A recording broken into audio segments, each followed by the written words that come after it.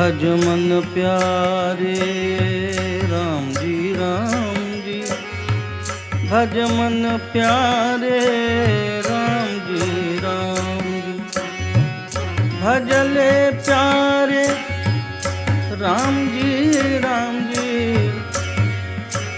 भजले प्यारे सीताराम जी भज मन प्यारे राम जी भज मन प्यारे सीताराम।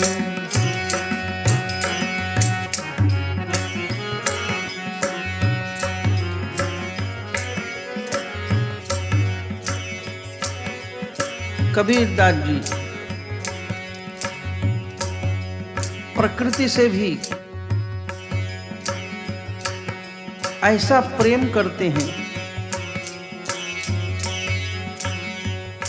जिन संतों के दृष्टि में सभी जगह बोले वही राम राम राम, वही परमात्मा दिखाई देता है, तो वे प्रकृति के पास में भी हैं और उस प्रकृति से स्वाभाविकता जो एक अध्यात्म अथवा परमार्थ पारमार्थिक दृष्टि उनको समझ में आई, उन्होंने सामने रखी कि एक वृक्ष भी बड़ा पारमार्थिक है। इसलिए वे कहते हैं वृक्ष कबहु न फल भखे नदी न पीवे नीक परमार्थ के कारणे साधु धरा शरीर कबीरा साधु धरा शरीर। पेड़ कभी भी अपना ही फल नहीं खाता। पेड़ का जितना भी उसकी संपत्ति निजी संपत्ति है, पत्ते हैं, तने हैं, लकड़ी है, फूल है, फल है, वो सबके लिए देता है। और पेड़ का फल बोले फल सबसे आखिरी परिणाम है। इसलिए वे कहते हैं कि प्रकृति में देखो कि अंतिम परिणाम फल ही है और हम सब फल के पीछे ही तो पड़े हैं। लेकिन हमारे जीवन में हमारे पूरे आयु में हमको फल कभी दिखता नहीं, और मिल भी जाए तो समझते हैं कि ये क्या फल है। आदमी असंतुष्ट है। लेकिन आदमी के पास है क्या? बोले भविष्य फल है। फल हमेशा भविष्य है। लेकिन पेड़ का फल कैसा है? बोले पेड़ बताता है अंतिम परिणाम फल ही है। एक बीज से प्रारंभ होकर फल तक जाना, बोले यही एक क्रिया है और यही सबसे बड़ा कर्म है। बीज से लेकर फल तक जाना और सबका उद्धार करना, पारमार्थिक दृष्टि रखना, बोले एक पेड़ की सीख है। इसलिए वे कहते हैं वृक्ष कबहु न फल भखे, वृक्ष अपना फल कभी नहीं खाता। नदी न पीवे नी, और परमार्थ के कारणे साधु धरा शरीर। जैसे फल अपना फल नहीं खाते, वो दूसरों को देते हैं। नदी अपना पानी कभी पीती नहीं, उसका पानी बोले सबको प्यास बुझाने के लिए है। वे सदा दूसरों की सेवा करते हैं। वैसे ही परमार्थ के लिए साधु संत भी शरीर धारण करके तो आते हैं, लेकिन वो संत होते हैं, उनका सारा जीवन दूसरे के लिए होता है। वृक्ष कबहु न फल भखे नदी न पीवे नीर, परमार्थ के कारणे साधु धरा शरीर। कबीरा साधु धरा शरीर। करता था तो क्या क्यों रहा, करता था तो क्यों रहा, अब करी क्यों पछताए। बोए पेड़ बबूल का तो आम कहाँ से पाए। कबीरा आम कहाँ से पाए। प्रकृति से उन्होंने कर्म की शिक्षा ली और सबको सामने रखा कि जैसा करोगे वैसा ही पाओगे। अरे जब तू बुरे कर्मों को करता था और समझाने पर भी नहीं समझता था, करता था तो क्यों रहा, अब करी क्यों पछताए। लेकिन तुमने माना नहीं, तो अब क्यों अफसोस कर रहा है, क्यों बुरे काम का बुरा नतीजा। अरे बमुल का पेड़ जब तूने बोया है तो आम के फलों की अपेक्षा क्यों करते हो। स्वाद कहाँ से आएगा। इसलिए कर्मों के अनुसार ही फल मिलता है।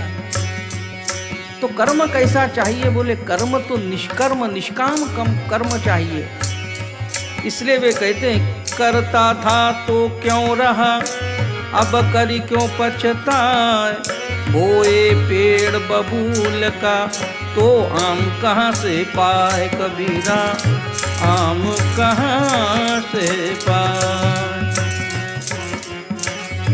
कबीर संगति साधु की जो करी जाने को, सकल वृक्ष चंदन भये वासन चंदन होए। कबीरा वासन चंदन होए।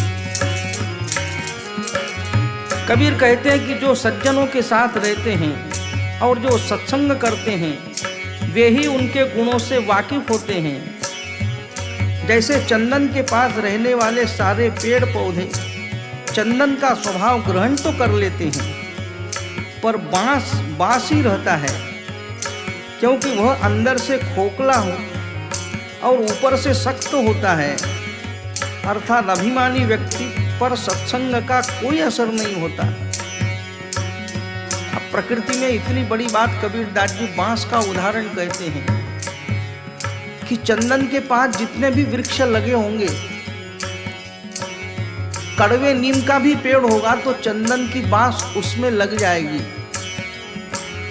और उस पेड़ को काटा जाए तो नीम के पेड़ को भी चंदन की खुशबू आएगी।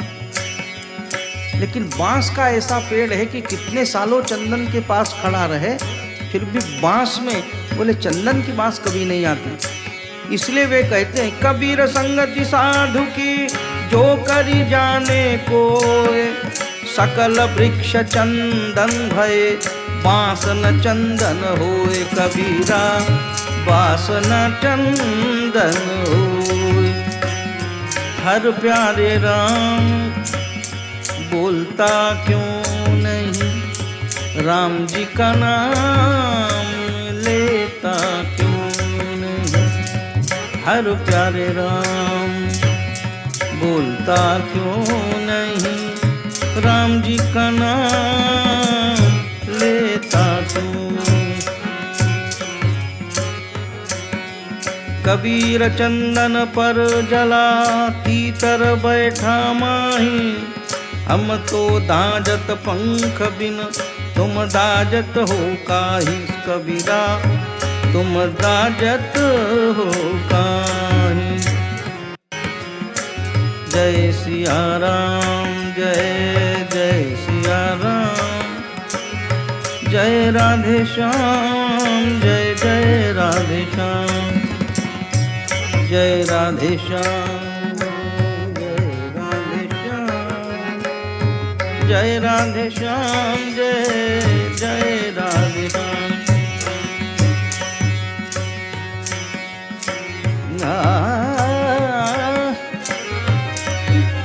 दुर्लभ मानुष जन्म है देहन बारंबार, तरुवर जो पत्ती झड़े बहुरी न लागे डार कबीरा, बहुरी न लागे डार। कबीरदास जी मनुष्य का ध्यान अपने मनुष्य के शरीर के ऊपर आकृष्ट करके कहते हैं कि दुर्लभ मानुष जन्म है, मनुष्य जन्म बड़ा दुर्लभ है, ये देह बारंबार नहीं मिलेगी। जिस प्रकार किसी पेड़ की पत्ती अगर टूट जाए तो फिर बाद में बोले उस जगह लग नहीं सकती, उसी प्रकार तरुवर जो पत्ती झड़े बहुरी न लागे डार, फिर अपने डारी पे लग नहीं सकती। उसी प्रकार एक बार मनुष्य देह हाथ से निकल गया तो बोले फिर मिलना बड़ा मुश्किल है, बड़ा दुर्लभ है। इसलिए वे कहते हैं दुर्लभ मानुष जन्म है, दुर्लभ मानुष जन्म है, देहन बारंबार, तरुवर जो पत्ती झड़े बहुरी न लागे पार कबीरा, बहुरी न लागे पार। भजले प्यारे राम जी, राम जी भज मन प्यारे सीता राम जी, भजले प्यारे राम जी, राम जी भज मन प्यारे सीता राम।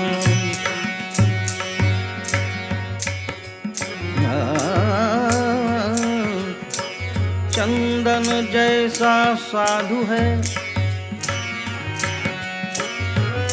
चंदन जैसा साधु है, चंदन जैसा साधु है, सर्प ही सम संसार, बाके अंग लपटा रहे, मन में नाही विकार कबीरा, मन में नाही विकार।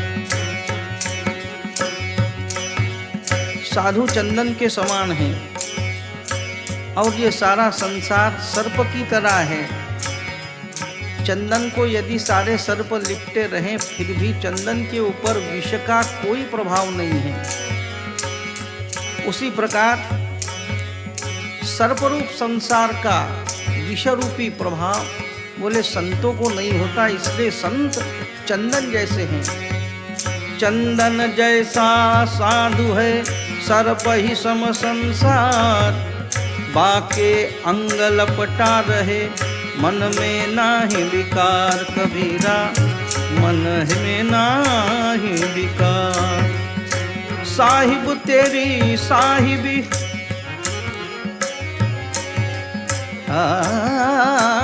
साहिब तेरी साहिबी, सब घटी रही समय,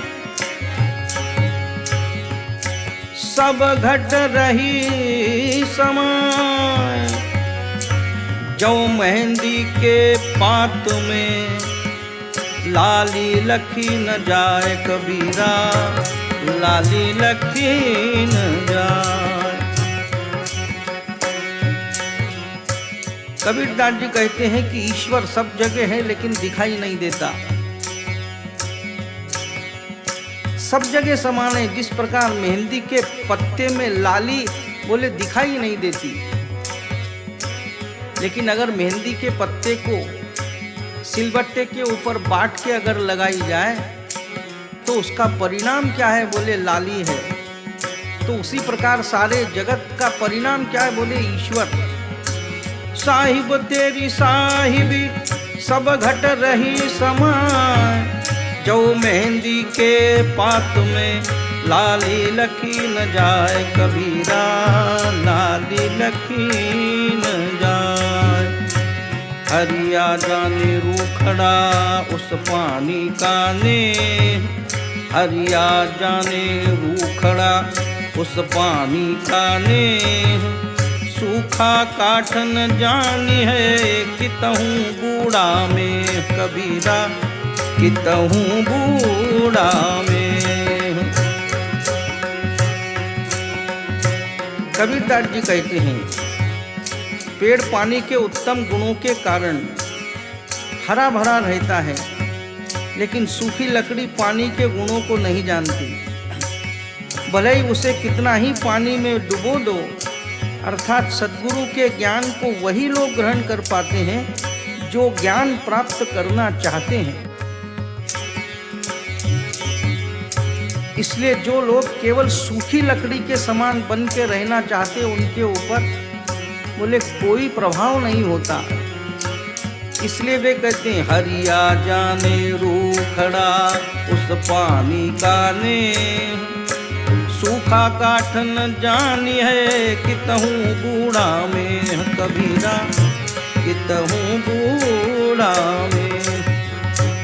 भज प्यारे राम को बोलता क्यों नहीं, राम जी का नाम लेता क्यों नहीं। हर प्यारे राम राम बोलता क्यों नहीं, राम जी का नाम लेता क्यों नहीं। आगे कबीरदास जी फरमाते हैं, कबीर माया रूखड़ी, कबीर माया रूखड़ी दो फल की दाता, खावत खरचत मुक्ति भयो संचत नरक दुआर, कबीरा संचत नरक दुआर। यह माया दो फलों को देती है, एक स्वर्ग और एक नरक। तो ये माया क्या है, बोले दो फलों को देने वाला यह पेड़ है जिसे सावधानी पूर्वक खाने और खर्च करने से मोक्ष के दरवाजे खुल जाते हैं, तथा संग्रह करने पर व्यक्ति नरक को प्राप्त करता है। कहने का तात्पर्य उनका यह है, माया यानी धन को संग्रह न कर उसे दान पुण्य परोपकार पूजा आदि में व्यय करना आवश्यक है। इसलिए धन से ही धर्म होता है और धन से ही अधर्म होता है। तो कबीरदास जी कहते हैं, कबीर माया रूखड़ी दो फल की दाता, खावत खरचत मुक्ति भयो संचत नरक दुआर, कबीरा संचत नरक दुआर।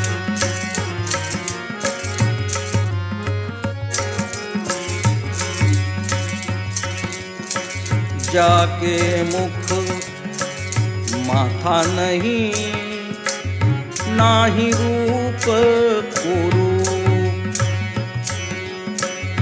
उपवासते पामरा ऐसा तत्व अनूप, कबीरा ऐसा तत्व अनूप। जाके मुख माथा नहीं, ब्रह्म तो निराकार है, न उसका कोई मुख है, न माया है और न वह सुंदर है, न कुरूप है। जिसका कोई आकार नहीं वो निराकार है। वह निराकार ब्रह्म तो फूल की खुशबू की तरह है, जिसको न देखा जाता है,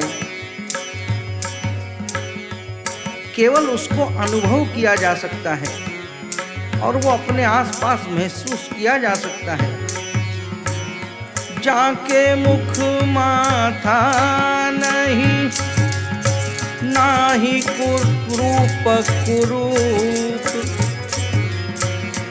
उपवास ते पामरा ऐसा तत्व अनूप, कबीरा ऐसा तत्व अनूप। भज मन प्यारे राम जी, भज मन प्यारे सीताराम जी, भजले प्यारे सीताराम जी, भज मन प्यारे राम जी राम जी।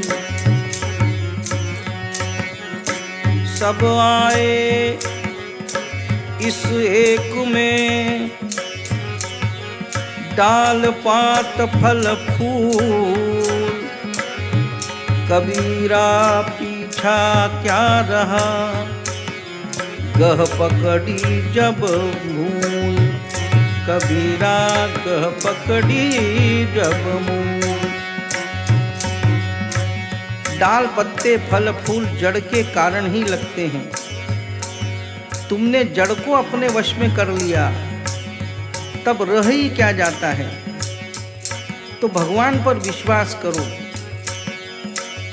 ये क्या है, बोले एक जड़ पकड़ में आ जाए तो बोले सबका अनुभव एक ही जगह हो जाता है।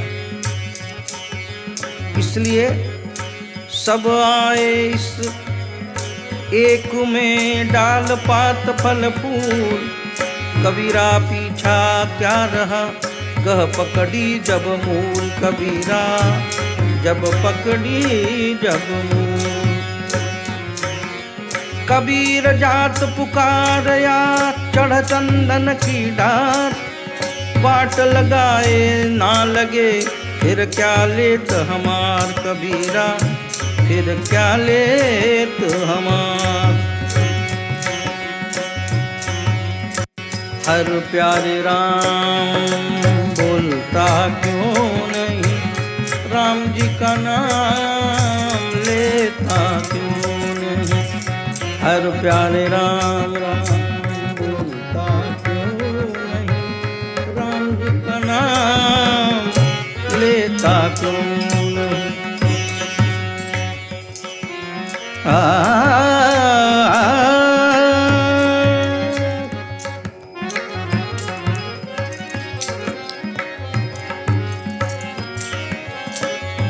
जब उग्या सो आठवे, फूला सो कुमिलाई, और जो चिड़िया सो डही पड़े, जो आया सो जाए, कबीरा जो आया सो जाए। कबीरदास जी कहते हैं कि जिसका उदय होता है, जो उगया उसका अस्त भी होता है। सो आंथवे, जो फूल खिलता है बोले वो मुरझा भी जाता है। जो घर बनता है वह एक दिन गिरता भी है, और जो जन्म लेता है वो मरता भी है। इस दुनिया का यही नियम है। इसलिए कबीरदास जी कहते हैं, जो उग्या सो आठवे, फूला सो कुमिलाई, जो चिड़िया सो डही पड़े, जो आया सो जाए, कबीरा जो आया सो जाए। तीरथ सो सब बेलड़ी, तीरथ सो सब बेलड़ी, सब जग मेल्या छाई, कबीर मूल निकंदिया, कौन हलाहल खाई, कबीरा कौन हलाहल खाई। तीर्थ एक ऐसी अमर बेल है जिसने संसार को बुरी तरह से अपनी लताओं में जकड़ लिया है, लेकिन कबीर ने इस अमर बेल की जड़ को ही काट दिया है। यह सोचकर कि कौन विषपान करे, कबीर ने तीर्थ स्थलों को अमर बेल बताकर यह समझाने का प्रयास किया है कि ईश्वर तीर्थ स्थलों में नहीं, व्यक्ति के हृदय में है। भटकने की क्या जरूरत है। लेकिन लोग तो बोले भीड़ में ही चलते हैं, भेड़ चाल में ही चलते हैं। इसलिए वे कहते हैं, तीर्थ तो सब बेलड़ी, सब जग मेल्या छाई, कबीर मूल निकंदिया, कौन हलाहल खाई, कबीरा कौन हलाहल खाई। हर प्यारे राम राम बोलता क्यों नहीं, राम जी का नाम लेता क्यों नहीं। हर प्यारे राम राम बोलता क्यों नहीं, राम जी का नाम लेता क्यों। आगे कबीरदास जी कहते हैं, जो तो को काटा बुए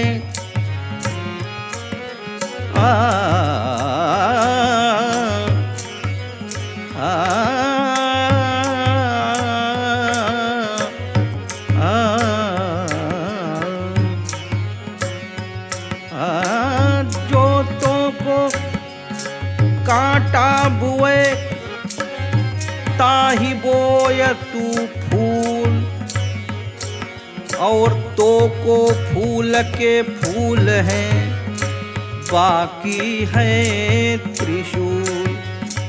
कबीरा बाकी है त्रिशूल। कबीरदास जी कहते हैं कि संत कैसे हैं? अरे जो तुम्हारे लिए कांटा बोता है उसके लिए तुम फूल बो। संत यही करते हैं, तुम्हें फूल के बदले फूल ही मिलेंगे, और जिसने कांटा बोया है उसे त्रिशूल के समान तेज कांटे ही मिलेंगे। अर्थात सबका भला करो, दूसरों के लिए बुरा न करो। इसलिए कबीरदास जी कहते हैं, जो तो को कांटा बुए ताही बोय तू फूल, तो को फूल के फूल हैं बाकी है त्रिशूल। कबीरा बाकी है त्रिशूल। धीरे धीरे रे मना, धीरे सब कुछ हो, माली सींचे सौ घड़ा, रुतवाए फल होए। कबीरा रुतवाए फल होए। कबीरदास जी कहते हैं कि धैर्य से काम लो, धीरे धीरे सब कुछ प्राप्त होता है। माली सैकड़ों घड़े पानी से पेड़ पौधों को सींचता है, लेकिन जब फल ऋतु आने पर ही लगता है। अतः धैर्य से ही सब काम बनता है। इसलिए वे कहते हैं, धीरे धीरे रे मना, धीरे सब कुछ होए, माली सींचे सौ घड़ा, ऋतु आए फल होए। कबीरा ऋतु आए फल होए। हर प्यारे राम राम बोलता क्यों नहीं, राम जी का नाम लेता क्यों नहीं। हर प्यारे राम बोलता क्यों नहीं, राम जी का नाम लेता क्यों।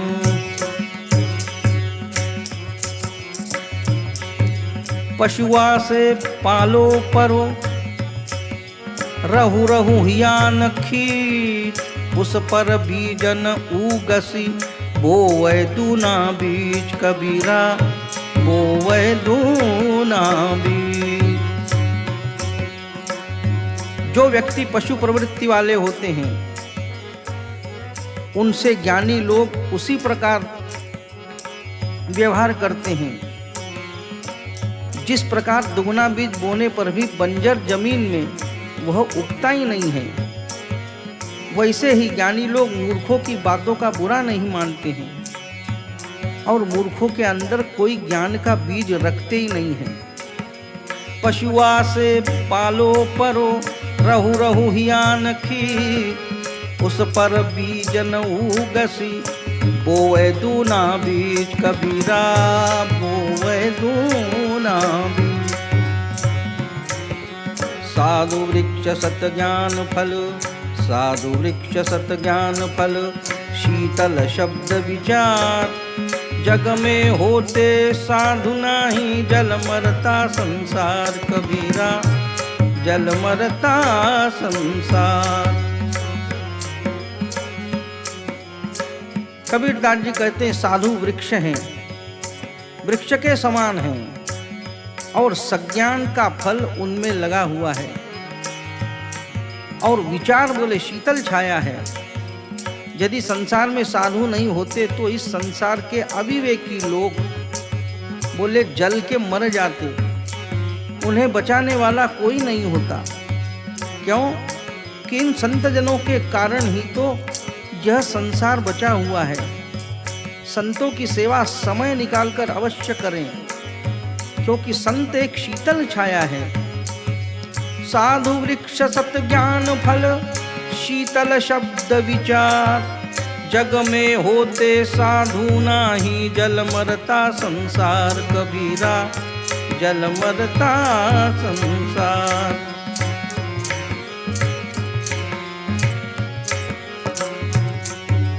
जाति न पूछो साधु की, पूछ लीजिए ज्ञान, मोल करो तलवार का, पड़ी रहन दो म्यान कबीरा, पड़ी रहन दो म्यान।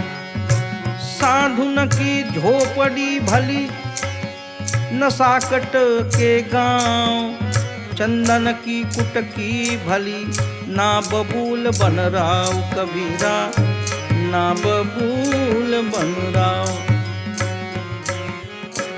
साधु की कुटिया भली, लेकिन दुष्टों का बोले महल गांव। भला ये चंदन का टुकड़ा अच्छा है, लेकिन बबूल का जंगल ठीक नहीं। तो जैसे दुष्टों का गांव, अरे बबूल का जंगल ही तो है। इसलिए कबीरदास जी कहते हैं, साधु न की झोपड़ी भली, न साकट के गांव, चंदन की कुटकी भली, ना बबूल बन राव कबीरा, ना बबूल बन राव। संतन छोड़े संतता, कोटिक मिले असंत, मलय भुवंगय भेदिया, शीतलता न तजंत कबीरा, शीतलता न तजंत। संत कभी अपनी सज्जनता का त्याग नहीं करते, चाहे करोड़ों दुष्ट, करोड़ों लोग उनसे लिपट जाएं, उनसे मिल जाएं। जैसे चंदन के तने से सर्प लिपटे रहते हैं, पर वह अपनी शीतलता नहीं छोड़ता है। तो उसी प्रकार संत जन अपनी संतता बोले उसका त्याग नहीं करते। संतन छोड़े संतता, कोटिक मिले असंत, मलय भुवंगय भेदिया, शीतल ना तजन कबीरा, शीतलता न तजन। हर प्यारे राम बोलता क्यों नहीं, राम जी का नाम लेता क्यों नहीं। हर प्यारे राम राम बोलता क्यों नहीं, राम जी का नाम लेता क्यों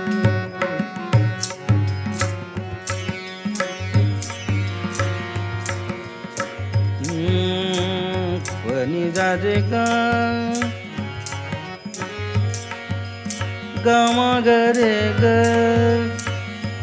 गा पामा पा गामा रे गा, रे ग रे नी रे गा।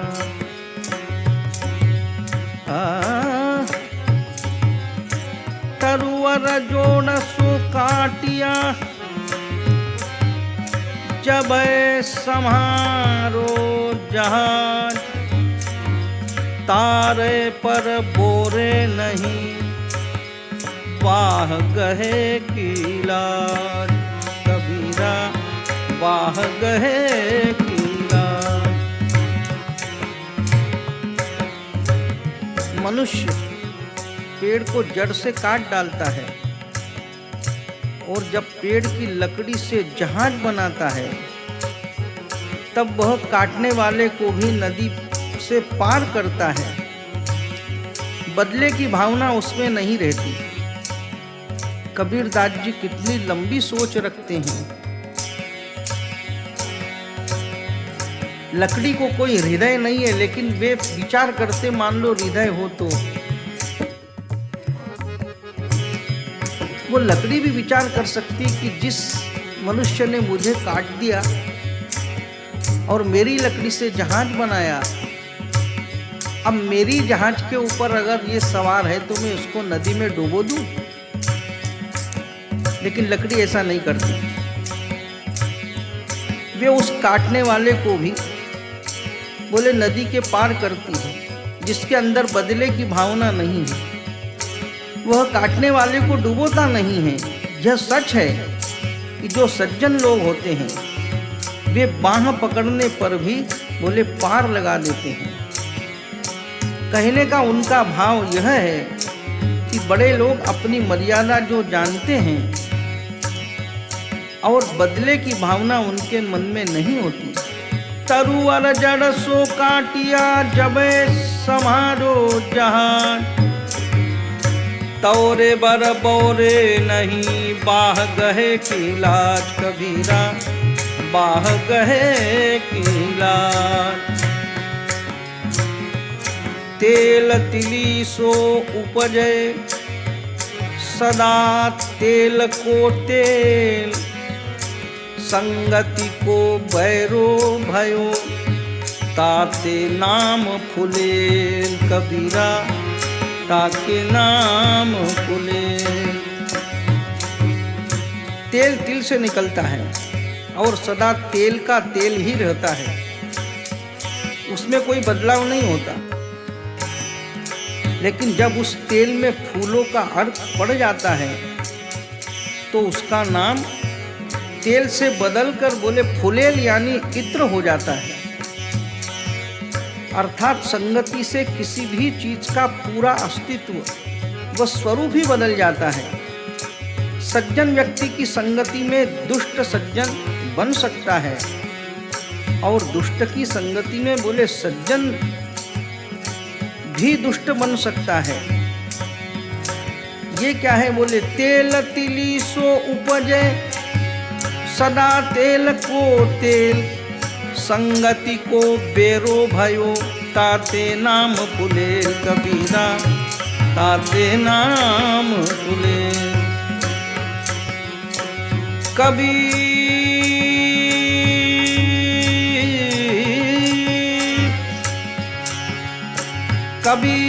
यह संसार है जैसा सेमल फूल, दिन दस के व्यवहार में झूठे रंग न भूल कबीरा, झूठे रंग न भूल। यह संसार सेमर के फूल की तरह है, केवल देखने में ही खिला हुआ दिखता है। 10 दिन के इस जीवन चक्र में संसार की चहल पहल में यह मत भूलो कि तुम्हें मरकर यहाँ से जाना भी है।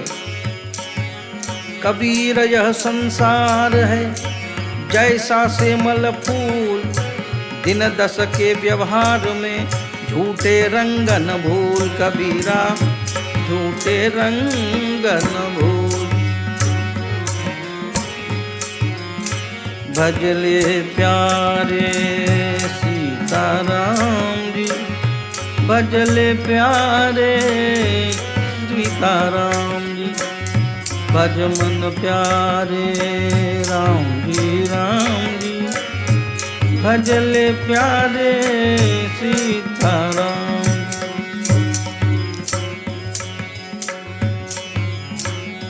आगे कबीरदास जी फिर बताते हैं, बात करते हैं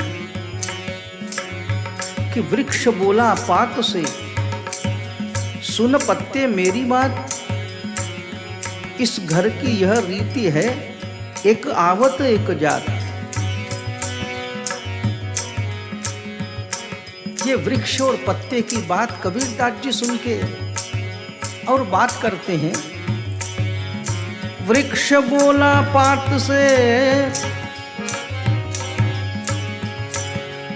वृक्ष बोला पात से सुन पत्ते मेरी बात, इस घर की यह रीति है एक आवत एक जात कबीरा, एक आवत एक जात।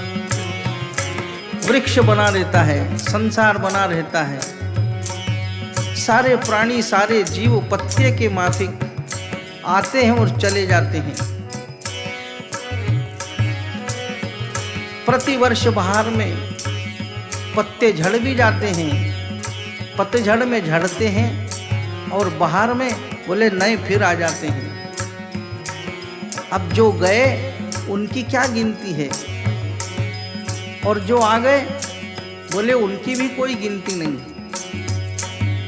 लेकिन वृक्ष यानी ये संसार इन प्राणियों को, इन जीवों को बता देता है और बात करके बताता है कि भैया विश्वास मत रखना कि ये तुम्हारा हमेशा का घर है, यहाँ तो आने जाने का खेल लगा हुआ है। इसलिए वृक्ष बोलता है पत्ते से, वृक्ष बोला पात से, सुन पत्ते मेरी बात, इस घर की यह रीति है, एक आवत एक जात कबीरा, एक आवत एक जात। माटी कहे कुम्हार से, तू क्या रो दे मोहे, एक दिन ऐसा होवेगा, मैं रो दूंगी तो कबीरा, मैं रो दूंगी तो।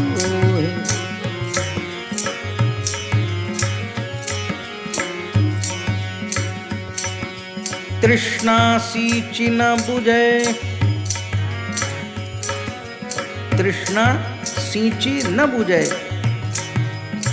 दिन दिन बढ़ती जाए, जब आशा का रुख ज्यों घन मेघा को मिलाए, कबीरा घन मेघा को मिलाए। तृष्णा को शांत करने पर वह और बढ़ती है, जाती है जैसे ज्यादा वर्षा होने पर जबासा का पेड़ सूख जाता है। मन की तृष्णा गुरु की भक्ति से ही बुझती है। सद्गुरु की शरण में चले जाओ।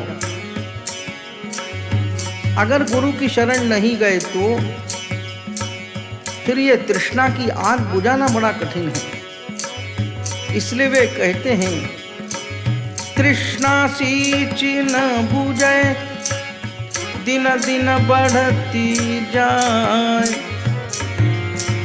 जब आशा का रुख ज्यों घन मेघा को मिलाए, कबीरा घन मेघा को मिलाए। जा दिन से जीव जन्मया, कबहु न पाया सुख, डाले डाले मैं फिरा, पाते पाते देख, कबीरा पाते पाते देख। जिस दिन कबीरदास जी कहते हैं कि जिस दिन इस संसार में आया, जिस दिन आंखें खोली, उस दिन से कभी भी उसने सुख प्राप्त नहीं किया। केवल सुख के पीछे सुख सुख करते भटकता रहा। मैंने संसार की हर डाली और हर पत्तों पर जाकर यह देख लिया है कि जीव को कहीं भी बोले सुख नहीं है और आराम नहीं है। लेकिन इस जीव की दशा देखो कि ये सुख के पीछे बोले भटकता ही रहता है।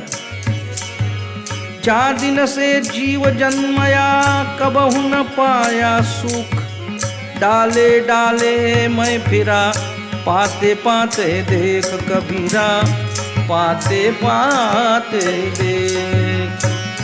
हर प्यारे राम राम बोलता क्यों नहीं, राम जी का नाम लेता क्यों नहीं। भज प्यारे राम बोलता क्यों नहीं, राम जी का नाम